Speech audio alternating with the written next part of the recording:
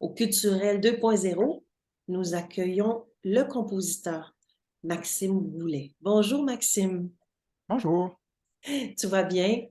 Oui, ça va bien, merci. Et tu as derrière toi, explique-nous pourquoi cette photo que tu as mis comme fond d'écran. Oui, c'est rafraîchissant quand l'été s'en vient d'avoir un peu de glace comme ça. Donc, en fait, le 20 juin, c'est la création de ma première symphonie, la symphonie de la tempête du verglas, inspirée de la tempête qu'on se souvient tous d'il y a 25 ans, qui s'est passée au Québec. Donc, c'est une œuvre assez importante de 35-40 minutes, commandée par un collectif d'orchestres, donc principalement l'Orchestre classique de Montréal, mais également l'Orchestre symphonique de Sherbrooke, Laval, Trois-Rivières et Rocco à Houston. Et donc c'est pour ça que j'ai ce fond d'écran-là. Puis c'est pour aussi le thème de la journée de notre entrevue. Et puis, justement, il y a quelques mouvements qui ont été joués, donc a été joué en partie, mais là, ce sera la première mondiale de l'œuvre complète, le Oui, 20. c'est ça. En fait, étant donné que c'est un collectif de 5 orchestres, tout le monde veut avoir un peu sa primaire ou quelque chose comme ça. Donc, le premier mouvement avait été joué à Houston par Rocco. C'est assez particulier. En fait, la genèse de cette histoire, de cette symphonie-là, c'est que en 2019, j'ai rencontré Boris Brott, qui à l'époque était le directeur artistique de l'Orchestre classique de Montréal. Et avec Boris Brott, j'ai une longue relation. Ça fait presque 15 ans qu'on travaille ensemble, puis qui me commandait des œuvres. Il a joué ma musique un peu partout à travers le Canada. Donc, c'était vraiment un super ambassadeur de ma musique. Et les pièces qu'il me commandait, c'est toujours des pièces d'à peu près 10 minutes, ce qui est assez commun de commander des pièces d'une dizaine de minutes. Puis ça fonctionne avec le budget de l'orchestre, puis ça leur permet de commander différentes pièces durant la saison, etc.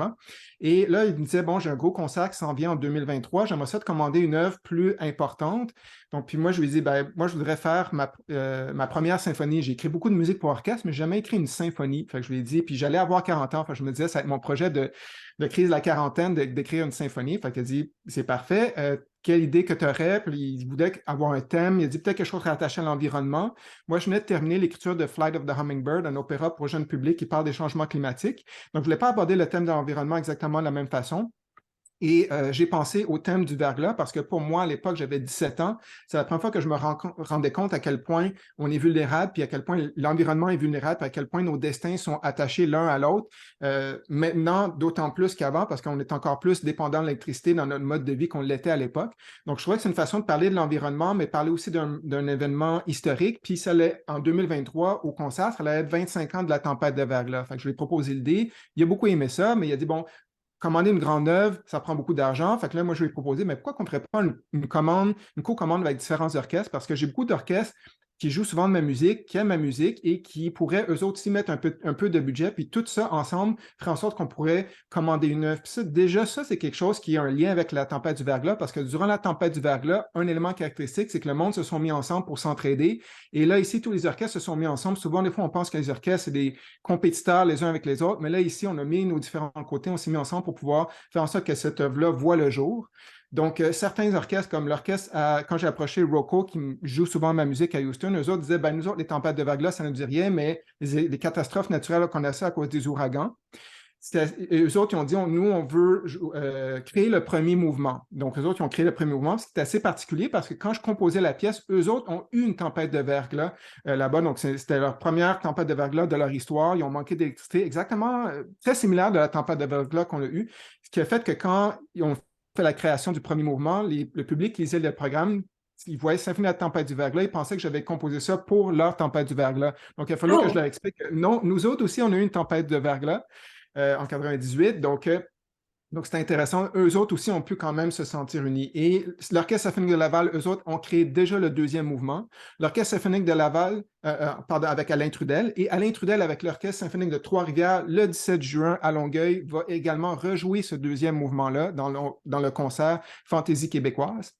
Mais la grande création, ça va être le 20 juin à la Maison symphonique avec Alain Trudel et avec l'Orchestre classique de Montréal. Et par la suite, le 11 novembre, l'Orchestre symphonique de Sherbrooke va jouer la symphonie au complet et l'Orchestre symphonique de Trois-Rivières, le 20 avril 2024, va jouer également la symphonie au complet. Donc, c'est une œuvre qui voyage, qui rejoint beaucoup de personnes. Et donc, c'est une des choses que je trouve intéressant de ce projet-là, c'est tout cet aspect-là, ces ramifications-là. Et cette œuvre a été enregistrée justement par l'Orchestre classique de Montréal, mais cette fois sous la direction de Jacques Lacombe. Oui, Jacques Lacombe, qui, en fait, maintenant est le nouveau directeur artistique de l'Orchestre classique. À l'époque, ne l'était pas. Donc, en fait, cet enregistrement-là, ce projet-là devait avoir lieu avec Boris.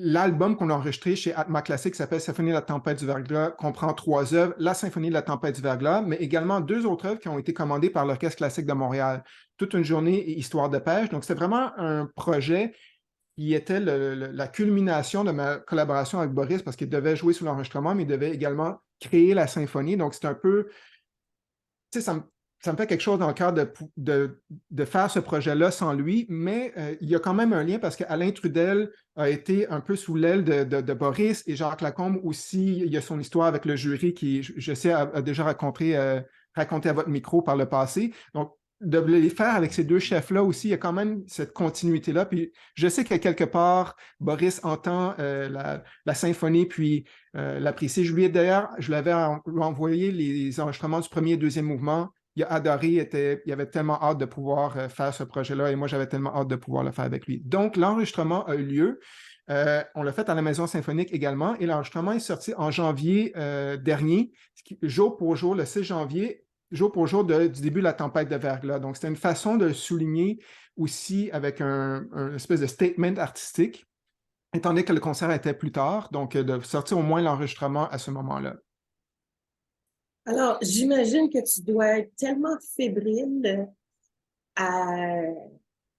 d'entendre cette symphonie-là jouer pour la première fois. Ce sera le 20 juin à la Maison symphonique, oui. Et puis, il y aura aussi un complément de programme, le Carmina Burana, avec Aline Coutan, Antoine Bélanger, Hugo Laporte, tout ça sur et le Chœur de Laval et les petits chanteurs du Mont-Royal.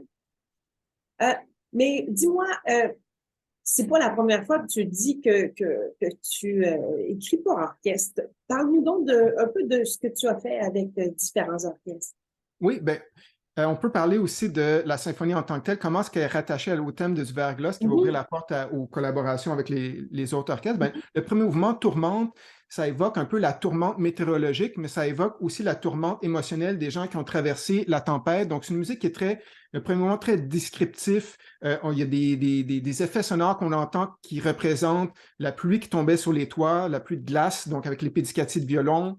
Le deuxième mouvement, lui, c'est chaleur, donc ça évoque un peu parce que la tempête du verglas, c'est des souvenirs stressants, mais c'est aussi des beaux souvenirs où des personnes s'entraidaient. On avait un cousin quelque part qui avait l'électricité, toute la famille se rassemblait là, et on avait un oncle quelque part qui avait un feu de foyer, tout le monde se rassemblait puis dormait autour du feu de foyer. D'ailleurs, ce deuxième mouvement-là s'inspire de la musique folklorique québécoise parce que dans le temps, justement, le monde se retrouvait autour d'un feu puis jouait de la musique.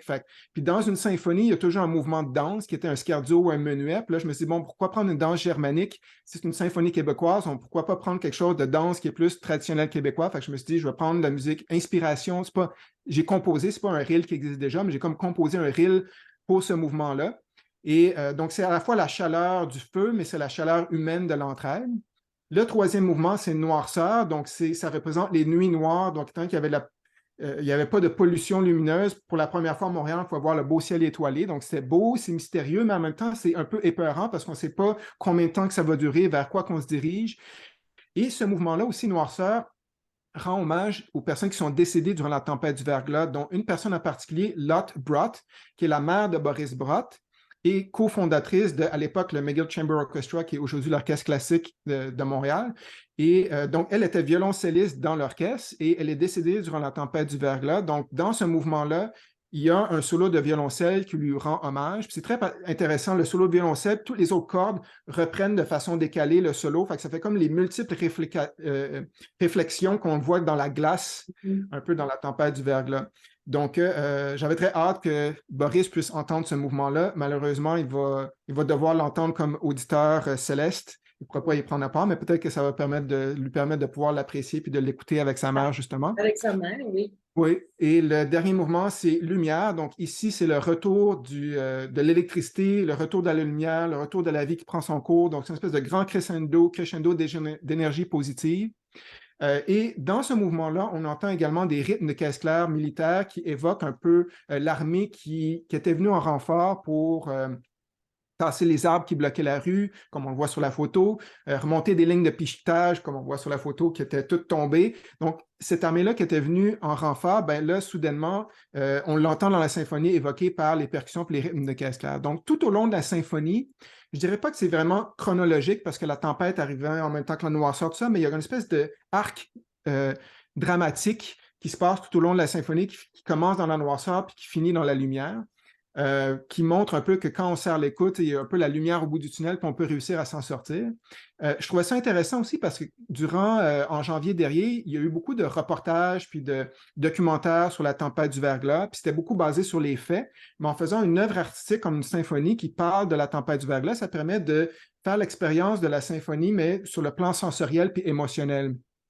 Donc ça, c'est intéressant, surtout pour les personnes qui n'ont pas vécu, qui ont moins de 25 ans, qui n'ont pas vécu cette tempête-là, ben, ça va permettre de pouvoir vraiment la vivre sur le plan émotionnel, et parce que les êtres humains sont des êtres émotionnels, pas juste des êtres de fait, donc ça permet de pouvoir en faire l'expérience d'une façon un peu différente. Et ce que je trouve intéressant de le faire en musique, c'est que tout le monde a vécu ont des souvenirs très différents de la tempête du verglas. Moi, je me souviens que j'ai des souvenirs qui ne sont pas si tristes que ça. À l'époque, j'avais 17 ans, j'étais dans ma cave, puis je composais de la musique, puis je me disais, si Beethoven a écrit ses symphonies sans de l'électricité, moi aussi, je peux faire de la musique sans l'électricité. Ma mère regardait des homards dans le congélateur pour une occasion spéciale, des homards qu'elle avait rapportés des îles de la Madeleine, puis là, il n'y a pas d'électricité, fait qu'on les a mangés à la chandelle. Donc, c'est quand même des souvenirs heureux. J'ai eu cette chance-là d'être entouré de personnes qui ont fait en sorte que j'ai pu avoir des souvenirs heureux de ça. Puis on a manqué d'électricité seulement quelques jours, contrairement à des personnes qui vivaient plus loin, qui avaient une ferme, qui ont perdu tout leur élevage. Donc, il y a des souvenirs vraiment très différents. Puis je voulais faire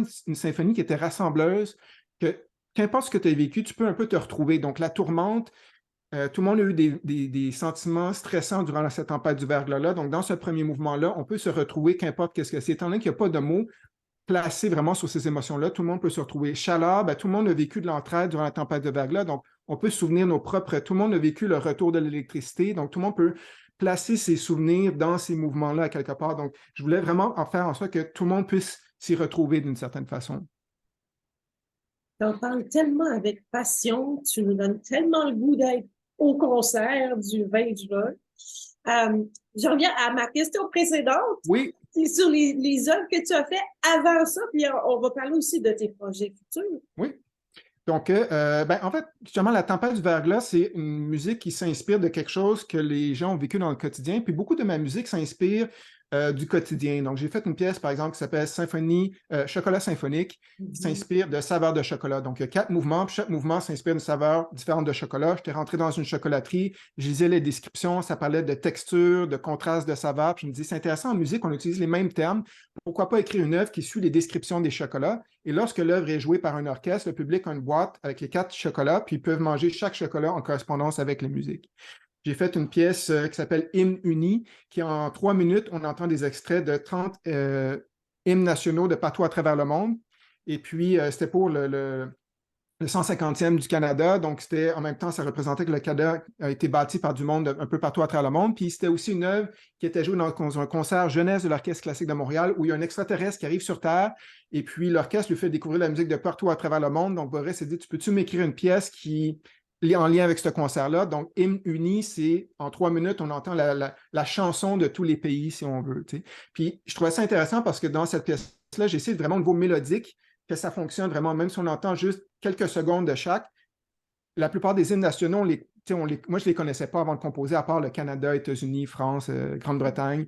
Mais les autres, je ne les connaissais pas tant que ça. Fait il fallait que mélodiquement, ça soit, que ça fonctionne bien. Puis ce qui est intéressant, c'est qu'à chaque fois que la pièce est jouée, le public qui l'entend, j'ai du monde qui vient le voir, puis je dis, ah, j'ai entendu le petit bout de l'Argentine, puis tout d'un coup, je l'ai reconnu, parce que quand on a une hymne nationale de notre pays, on ne se souvient pas quand est-ce qu'on l'a appris, on a l'impression qu'on l'a toujours connu. Donc, ça a comme vraiment quelque chose d'émotionnel que ça vient chercher en nous. Donc, tout le monde vit son petit moment à différents endroits dans cette œuvre-là. Puis, ça m'a permis aussi de pouvoir joindre en harmonie la Corée du Nord avec la Corée du Sud, Israël et Palestine, chose que, il y avait quelqu'un qui était venu me voir après, qui m'a dit Art succeed where politics fails, où avec la musique, l'art, on peut réussir à faire des choses que des fois dans la vraie vie, c'est plus difficile. Donc, j'essaie toujours de trouver, fait une pièce qui c'est une danse aérobique symphonique, j'ai fait une pièce basée sur une partie d'échecs, j'ai fait une pièce sur une histoire de pêche, on parlait tantôt sur toute une journée, chaque mouvement représente un différent moment de la journée. Donc, c'est vraiment des pièces qui s'inspirent de la vie un peu de tous les jours. Je pense que c'est intéressant parce que souvent, c'est pas juste quelque chose qui accroche le public, c'est aussi quelque chose pour moi qui m'inspire en tant que compositeur parce que quand je joue un accord sur le piano, c'est où que je vais à partir de là? Je peux aller n'importe où, tu sais. Fait qu'en ayant ce cadre créatif-là, ce thème, ça me permet aussi de pouvoir dire, bon, est-ce que la musique fonctionne avec qu'est-ce que j'essaie d'évoquer? Puis ça me permet de pouvoir dire, si oui, je vais de l'avant, sinon, ben, je vais retravailler ça, mais ça me donne cette espèce de cadre créatif. Souvent, les réalisateurs de films, les auteurs vont travailler un peu de cette façon-là. Par exemple, La lenteur de Kundera, ben, il s'est trouvé un thème, la lenteur. Il y a 3 histoires parallèles en 3 époques différentes, mais c'est toujours le thème de la lenteur. Ben, c'est un peu la même chose, la même démarche. Je m'inspire, je me trouve un thème, puis souvent je dis que mes compositions, c'est une trame sonore de mes idées puis mes concepts. Je me trouve un concept, puis après ça, je fais la musique qui va avec. Et là, tu travailles sur quel concept, là? Sur quelle idée présentement? Ben, je travaille sur une composition de l'orchestre pour l'Orchestre symphonique de Montréal, puis un autre projet pour l'Opéra de Vancouver de Pacific Opera Victoria. Ces 2 projets-là, je ne peux pas rien dire d'autre que je travaille là-dessus. Mais un des projets sur lesquels je peux parler, c'est Lucha. C'est un projet vraiment original qui sort des sentiers battus. C'est une installation, une espèce de boîte à musique géante qui va être installée au quartier des spectacles à partir du 18 août dans le cadre de la virée classique de l'OSM. Et la boîte a 4 manivelles. Et si on tourne une manivelle, on entend une musique qui est jouée au Célestat. Si on tourne la deuxième en même temps, plus on tourne de manivelle, plus la musique devient intense. Ça devient une musique de chambre, ça devient une musique orchestrale, symphonique tutti, mais c'est toujours la même pièce qui devient de plus en plus intense, dépendamment de combien de manivelles est actionnée. Donc, j'ai composé la musique pour cette installation-là. Ça a été enregistré par l'Orchestre symphonique de Montréal avec Dina Gilbert. Et en fait, il y a 3 œuvres interactives qui sont rattachées à cette installation-là. Sur cette installation-là, il y a également une sculpture d'une ballerine et des projections lumineuses interactives avec l'actionnage des manivelles. Donc, c'est un projet qui est vraiment très original. Ça va être là du 18 août au 18 septembre dans le parc à côté de la Maison symphonique. Et donc, pour les personnes qui veulent en faire l'expérience, ça va être vraiment quelque chose d'assez magique. Donc, c'est un projet qui sort des sentiers battus parce que souvent, je ne fais pas juste de la musique classique, je fais aussi de la musique de jeux vidéo, donc de la musique interactive. Et ça, c'est un projet qui joignait un peu mes 2 univers où c'était la musique classique, on l'a enregistré à la Maison symphonique avec l'OSM, mais en même temps, il y a un aspect interactif. Donc, il fallait quelqu'un pour ce projet-là qui puisse être à l'aise tant dans l'écriture orchestrale, symphonique, mais aussi dans l'aspect interactif. Donc, c'est un rendez-vous pendant la virée classique de l'OSM. Et on Oui, absolument. rappelle le concert où sera donnée la création mondiale de ton œuvre, la symphonie du Verglas avec l'Orchestre classique de Montréal, sous la direction de Alain Trudel. Oui, Merci absolument. beaucoup, Maxime, et puis je te souhaite que ça remplisse tous tes souhaits, cette symphonie qui sera finalement jouée au complet. Oui, Merci merci beaucoup. et à très bientôt. Oui.